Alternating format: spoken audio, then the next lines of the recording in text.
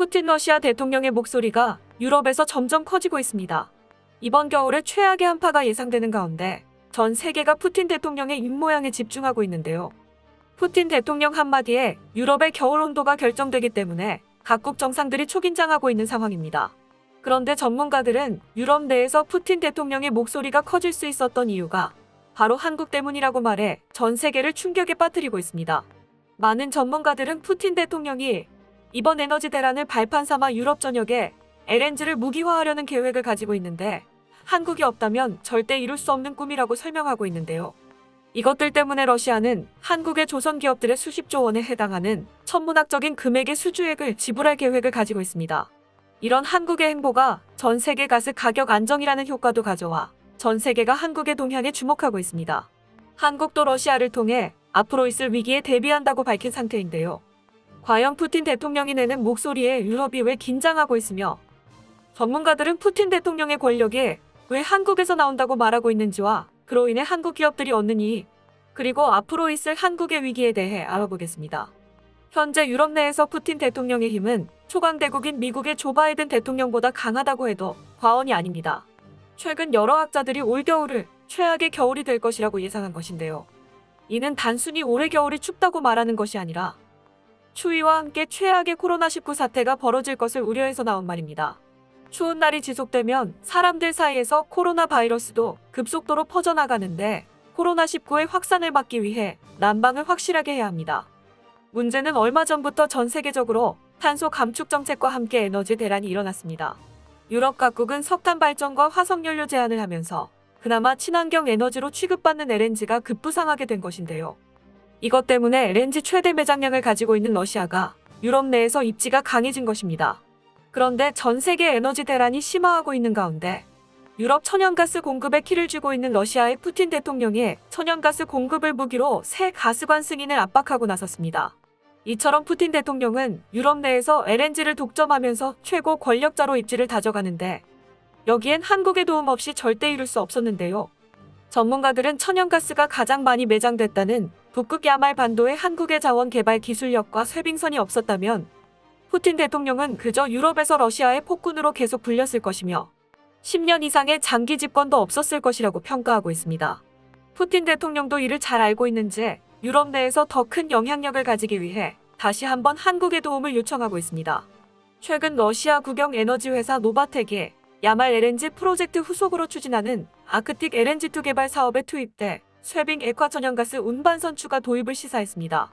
최대 30척의 쇄빙 LNG 운반선을 도입할 것으로 예상되는 이번 러시아의 사업은 하나로 약 11조 원의 수주 잭팟이 기대되는데요. 최근 업계에 따르면 노바텍은 향후 LNG 생산 확대 계획에 따라 최대 30척의 아크7 쇄빙 LNG 운반선 신조 발주를 검토하고 있습니다. 레오니드 미헬손 노바텍 회장은 최근 모스크바에서 열린 노바텍의 협곡급 LNG 프로젝트 선주 컨퍼런스에서 2030년까지 연간 약 7천만 톤의 LNG를 생산할 것이라며 연간 생산량은 2035년까지 9천만 톤으로 증가할 예정이라고 밝혔습니다. 그러면서 LNG 생산량이 100만 톤으로 늘어날 때마다 아크7 쇄빙 LNG 운반선이 추가로 필요해 20에서 30척 이상의 신조 발주가 있을 것이라고 예고했습니다. 또 노바텍이 2023년부터 취항 예정인 북극 기반 부유식 LNG 저장 설비 2곳의 화물을 이들 선 밖으로 운송하는 작업에도 쇄빙 LNG 운반선이 필요하다고 밝혔는데요. 노바텍은 인프라가 조성되고 탄화수소 운송을 포함한 복잡한 북극 프로젝트 구현에 대한 축적된 경험은 회사가 가까운 미래의 LNG 생산량을 크게 늘릴 수 있도록 한다며 2030년 계획으로 노바텍은 LNG 생산량을 2배 이상 늘릴 예정이라고 발표했습니다. 통상 아크7 쇄빙 LNG 운반선의 성가는 척당 3억 달러 수준으로 30척의 총 수주가는 90억 달러가 됩니다. 노바텍은 연간 생산량 1650만 톤의 야말 LNG 프로젝트는 이미 운영 중인데 여기에 북극 LNG 생산 계획을 강화하고 있습니다. 최대 30척의 추가 건조사로는 한국조선소중, 대우조선해양과 삼성중공업이 유력한데 이들은 야말 프로젝트와 신규 아크틱 LNG2에 투입돼 쇄빙 LNG 운반선을 건조 중이어서 수주처가 될 가능성이 높습니다. 앞서 노바텍은 대우조선의 신조선 2척과 옵션 슬롯 2척을 예약해 총 4척을 주문할 예정이고 삼성중공업의 아이스클래스 1A나 아크포 선박용 신조선 4척의 슬롯을 예약했습니다. 대우조선은 지난 2008년부터 북극해 자원 개발이 활발해질 것을 예상해 극지용 선박 연구 개발과 투자를 선제적으로 진행하고 쇠빙 LNG 운반선 성공적인 건조로 건조 기술력은 물론 극지용 선박 건조 시장에서도 독보적인 경쟁력을 보유하고 있는데요. 삼성중공업은 아크7 LNG 운반선 수주 이력은 물론 러시아 국영조선소 지베즈다와 파트너십을 맺고 쇠빙선을 공동 건조해 수주전 우위를 점했습니다. 이렇게 삼성중공업은 일주일 만에 3조 원을 쓸어 담는 기염을 토했습니다. 이렇게 제시된 수치만 본다면 러시아가 한국의 쇠빙 LNG 운반선을 몰아주고 있는 것처럼 보이는데요. 정확히 말하면 한국 말고는 부탁할 나라가 없다고 보는 것이 정확합니다. 우주로 로켓을 쏘고 세계 최강의 핵무기를 가지고 있는 러시아는 아이러니하게도 2m의 북극 얼음을 깰 수 있는 쇠빙 LNG 운반선 건조 기술이 없습니다. 일반 LNG 운반선으로는 북극 항로를 지나가다 북극의 혹독한 기후와 함께 얼어버려 오도 가도 못하는 상황이 오는데요.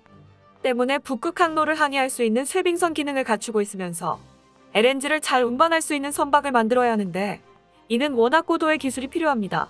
쇠빙선은 앞부분이 날카롭게 되어 있어 앞으로 전진하며 직접 부딪혀 그 충격으로 얼음을 깨뜨립니다. 하지만 2에서 3m 이상의 두꺼운 얼음은 이런 방법으로 깨뜨릴 수 없는데요. 때문에 두꺼운 얼음을 만나면 쇠빙선은 100m 넘게 후퇴한 다음 전속력으로 얼음에 돌진하여 그 위로 타고 올라가 배의 무게로 얼음을 깨뜨립니다. 마치 말뚝박기 놀이에서 밑에 있는 사람들을 무게로 무너뜨리듯이 배의 무게를 이용해 단단한 얼음을 무너뜨리는 것이죠. 하지만 그렇게 선체에 무리가 많이 가는 기동을 보이면 얼마 안 가 선체가 금방 망가지게 되는데요. 그렇기 때문에 단단한 북극의 얼음을 깨도 충분히 버티는 강제와 설계를 채택해 건조하는데 러시아는 일찍이 쇠빙선 기술을 가지고 있었긴 하지만 쇠빙선으로 LNG를 안전하게 운반할 기술이 전무했습니다. 그래서 러시아는 전 세계 LNG 최대 매장 국가지만 이를 운반할 수 있는 선박이 없던 탓에 야말반도 LNG를 거의 방치했었습니다. 그런데 러시아에 한 줄기 빛이 들어오는데 그것이 바로 한국이었습니다. 한국은 세계 최초로 쇠빙 유조선을 개발했으며 이후 더 고난도 기술을 요구하는 쇠빙 LNG 운반선도 세계 최초로 만들었습니다. 대우조선해양은 17만 2,600세제곱미터의 LNG를 싣고 최대 2.1m 두께의 얼음을 깨고 앞으로 나아갈 수 있는 아크7급 쇠빙 LNG선을 개발했는데 다른 LNG선과 크기는 비슷하지만 앞머리가 뾰족하고 강판 두께가 3배나 두꺼워 단단한 얼음도 무리 없이 깨고 지나갈 수 있었습니다. 세계 최초로 한국이 쇠빙 LNG 운반선을 만들었던 만큼 현재 세계 최고 기술력을 가지고 있는 것도 한국입니다. 이에 푸틴 대통령은 1차 LNG 프로젝트를 통해 2017년을 시작으로 앞으로 생산될 LNG 운반 쇠빙선을 100% 한국의 대우조선해양에 발주했는데요. 대우조선해양 때문에 러시아는 야말반도에 천연가스 플랜트를 개발할 의지가 생겼고 이에 러시아는 유럽에서 엄청난 권력을 가질 수 있게 됐습니다. 현재 러시아는 한국에 돈을 더 주고서라도 야말반도의 개발을 더 진행하고 싶어하며 세계적으로 영향력을 더욱 확대하고 싶어하는데 한국이 건조한 쇠빙 LNG 운반선 때문에 유럽 전역에 가스 공급이 안정을 찾았고 마냥 추울 것 같았던 올해 유럽의 겨울은 예상보다 따뜻할 것으로 전망됩니다. 그럼 여기서 의문이 생깁니다. 과연 한국은 러시아에 LNG 운반 쇠빙선을 팔아서 남는 게 과연 돈밖에 없을까 하는 것입니다. 한국도 러시아의 야말 프로젝트에 참여하면서 금전적인 것 말고도 얻을 것이 많은데요. 우선 에너지의 다원화를 들 수 있습니다.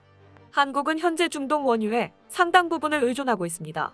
이는 과거 한국이 반도체 소재를 일본에 의존하던 때를 떠올릴 수 있는데요. 일본은 한국이 소재 관련 상당 부분 의존적인 것을 무기로 수출 규제를 행해 한국에 적지 않은 손해를 입혔습니다.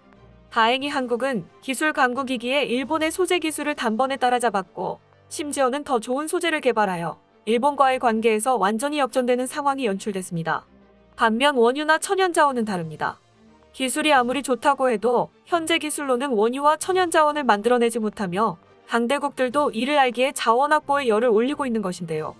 외교 관계란 한치 앞을 예상하기 어려우며 사소한 의견 차이로도 손바닥 뒤집히듯 변할 수 있습니다.